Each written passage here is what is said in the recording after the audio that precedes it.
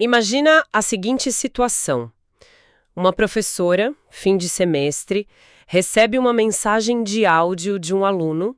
O tom é meio estranho, a mensagem ambígua. Algo do tipo: professora, obrigado pelas aulas, eu faria qualquer coisa para passar na sua matéria. É só me dizer como. Ela fica, claro, super desconfortável, preocupada, sabe que precisa reportar. Então, ela encaminha a mensagem para o superior direto dela. Só que já é tarde demais. O áudio, com o nome dela, o nome do aluno, já está circulando. Grupos de WhatsApp de pais, de outros estudantes. Pronto, a crise está instalada. Se a direção-geral dessa escola estivesse ouvindo a gente agora, a pergunta é: e agora? O que fazer? Isso não é um exercício de imaginação, né? É o tipo de situação que explode todos os dias. Uma falha de procedimento que vira uma bola de neve.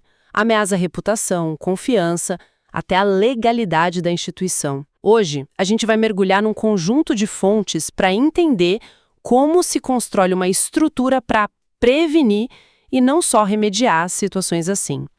Nossos guias são a norma ABNT-NBR ISO 37301, que é basicamente o manual para um sistema de gestão de compliance, e outros materiais sobre a aplicação prática disso, principalmente em proteção de dados.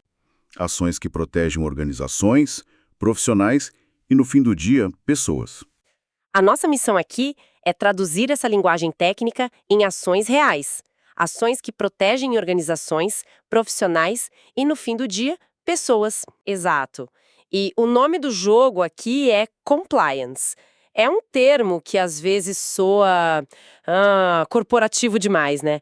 Mas, na essência, como o próprio decreto 11.129 de 2022 define, é sobre ter um conjunto de mecanismos para prevenir, detectar e, claro, resolver desvios, fraudes, qualquer ato ilícito.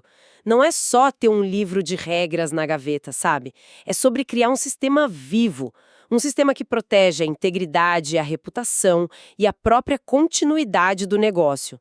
Uma falha como essa da escola não é só um constrangimento. Ela tem consequências financeiras, legais e pode sim demolir uma credibilidade que levou décadas para ser construída. Ok, então vamos direto a um ponto que as fontes levantam.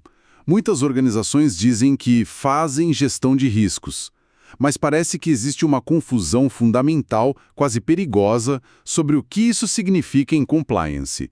O que as fontes nos dizem que a avaliação de riscos de compliance definitivamente não é. Olha, aqui é onde a coisa fica realmente interessante, porque é um erro de mentalidade que invalida todo o resto.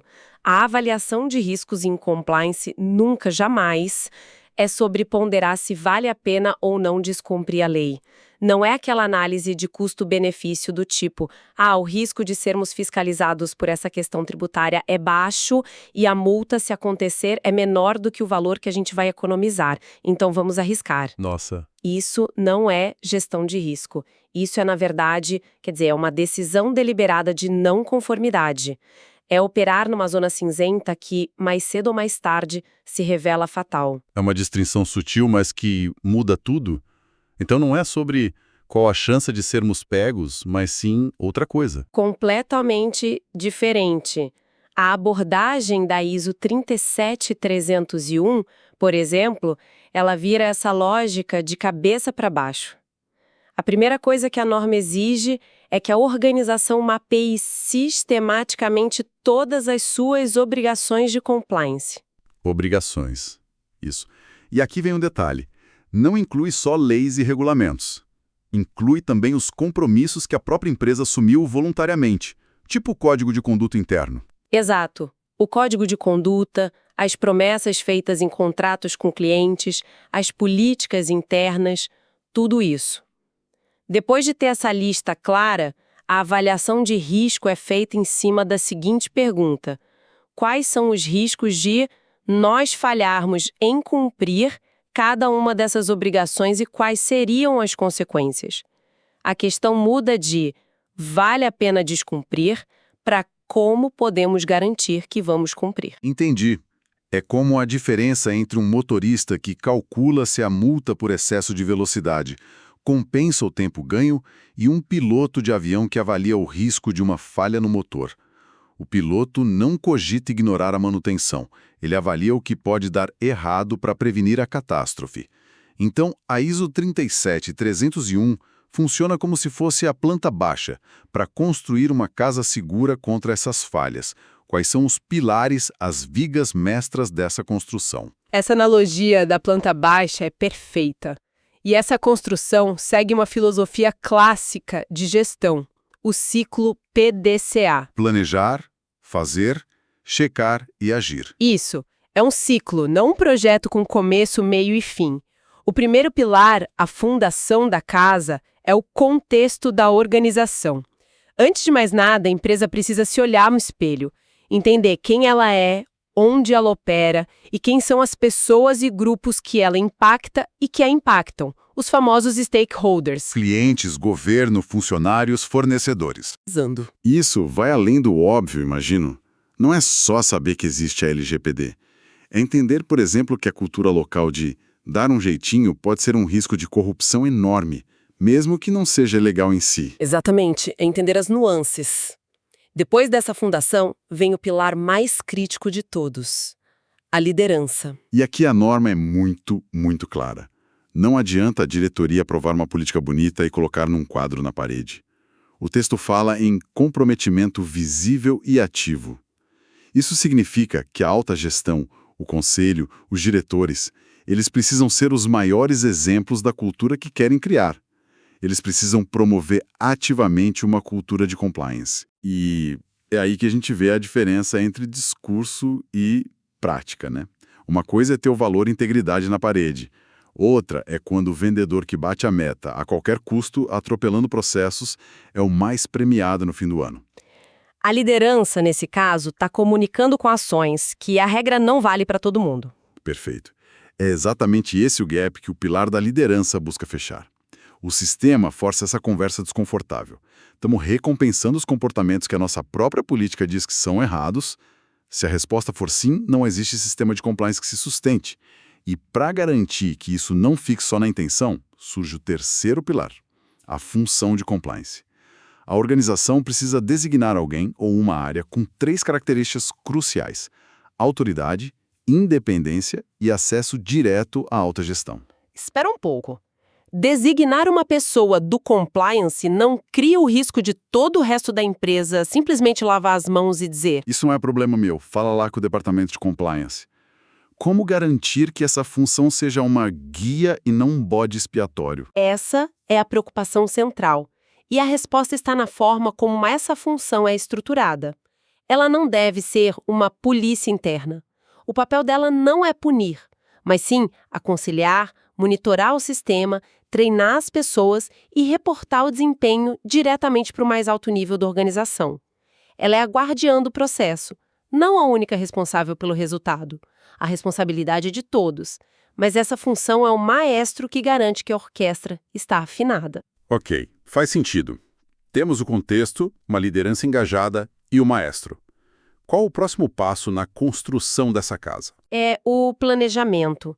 Com base naquela avaliação de riscos que fizemos no começo, o risco de falhar em cumprir nossas obrigações, a organização define objetivos de compliance. E esses objetivos têm que ser claros e, muito importante, mensuráveis. Chega de metas vagas como melhorar a ética.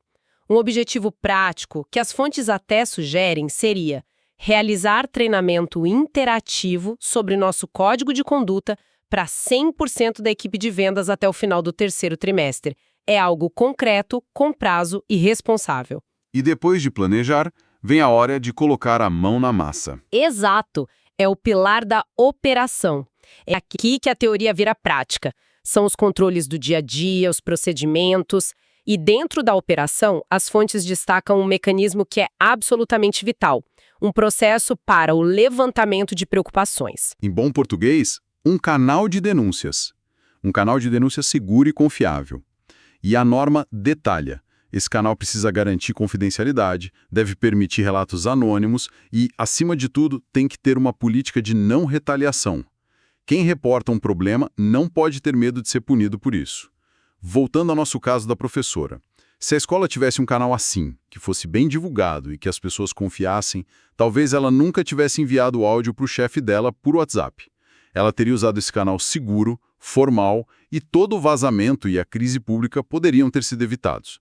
O problema seria tratado internamente, como deveria. Exatamente. A ausência de um canal eficaz força as pessoas a usarem os meios informais, que são incontroláveis.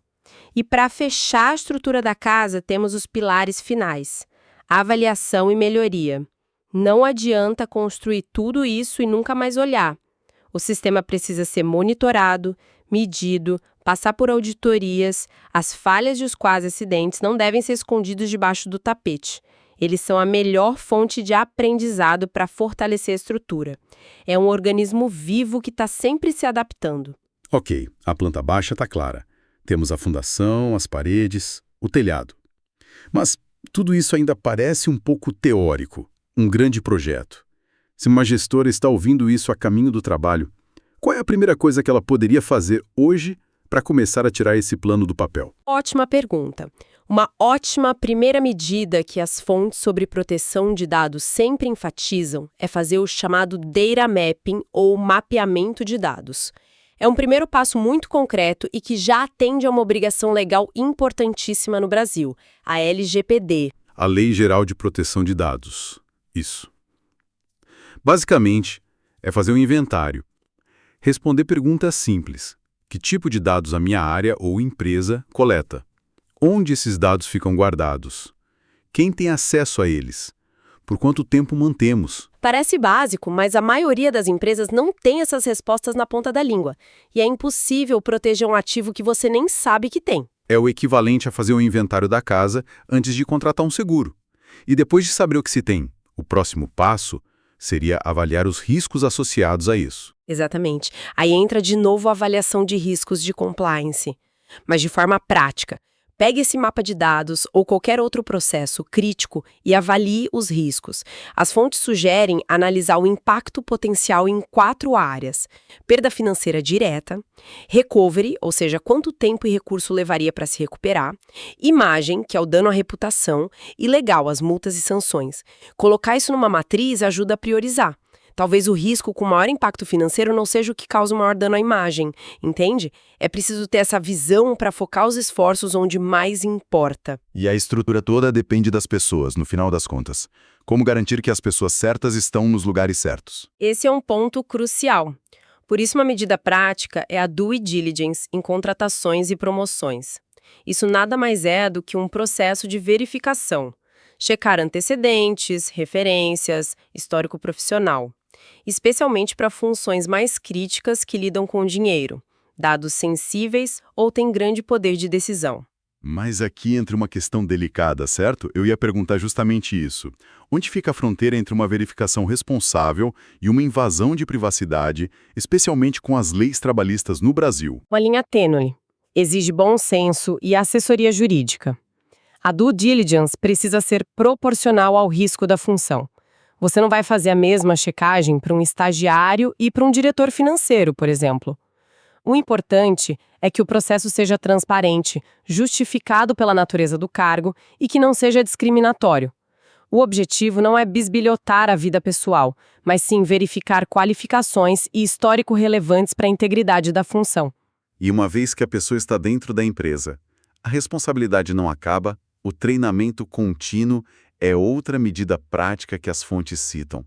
Mas vamos ser honestos, todo mundo já passou por aquele treinamento online obrigatório de compliance, que é só clicar em avançar sem ler nada. Exatamente. E é por isso que a norma fala em treinamento efetivo. O treinamento genérico, do tipo tamanho único, tem pouquíssimo impacto. A capacitação precisa ser customizada para os riscos de cada função. A equipe de vendas precisa de um treinamento focado em anticorrupção, com estudos de caso interativos, talvez. Já a equipe de TI precisa de um treinamento profundo em segurança da informação e privacidade de dados. A efetividade está na relevância. E os riscos não moram só dentro de casa. Fornecedores, parceiros, terceirizados. eles também podem abrir uma porta para o problema, certo? Sem dúvida. E essa é a última medida prática que vale a pena destacar: a importância das cláusulas contratuais. Um sistema de compliance robusto se estende para a sua cadeia de suprimentos. Isso significa incluir nos contratos com fornecedores cláusulas claras sobre as obrigações deles em relação à LGPD, a políticas anticorrupção, a direitos trabalhistas.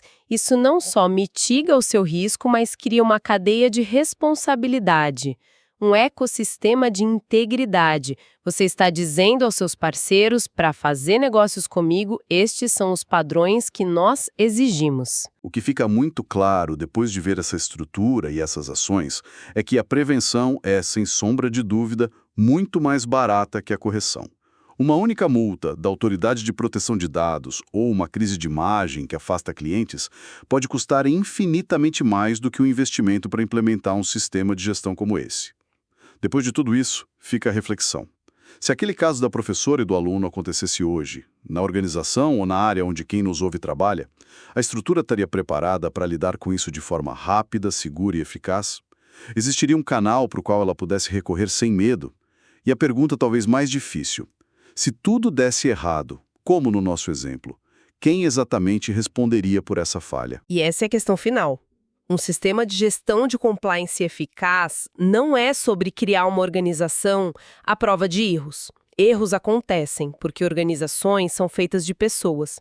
O objetivo é construir uma organização resiliente, uma organização que tem os processos, os canais e, principalmente, a cultura para identificar os erros rapidamente, corrigi-los de forma justa e, o mais importante, aprender com eles para que não se repitam. A omissão em construir essa estrutura não é uma fatalidade do destino, é uma escolha de gestão.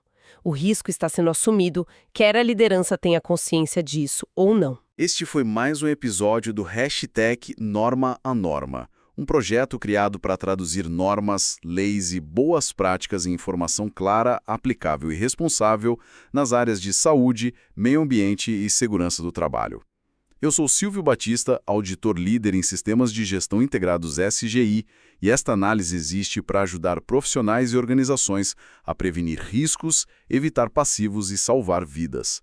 Para continuar recebendo conteúdo como este, siga nosso canal, ative as notificações para não perder nenhuma análise e compartilhe com seus colegas e equipes. O conhecimento em conformidade é uma ferramenta poderosa para todos. Em compliance, a ausência de um sistema não é um vazio. É um risco assumido.